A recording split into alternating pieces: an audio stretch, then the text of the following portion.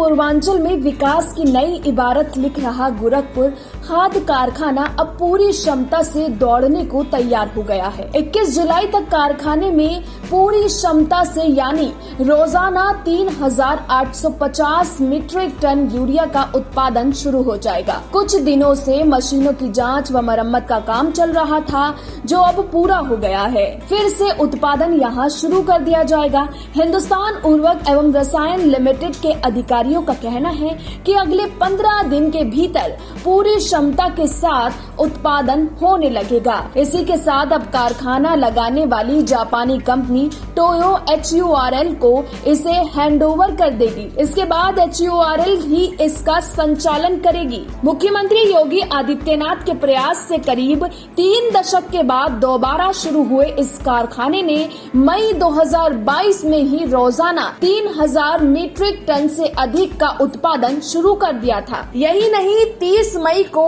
एक दिन में 4,040 मीट्रिक टन यूरिया आपूर्ति का भी रिकॉर्ड बना लिया गया था। कारखाने से अब तक 1 लाख मीट्रिक टन से अधिक यूरिया की आपूर्ति हो चुकी है।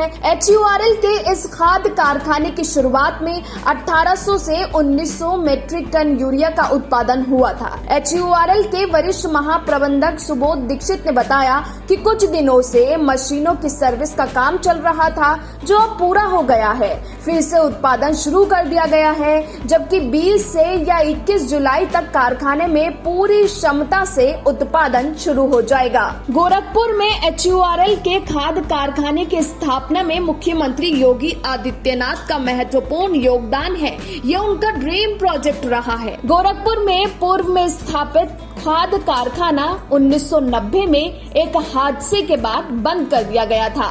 सांसद बनने के बाद 1998 से ही योगी आदित्यनाथ ने इसे दोबारा चलाने के लिए संघर्ष किया।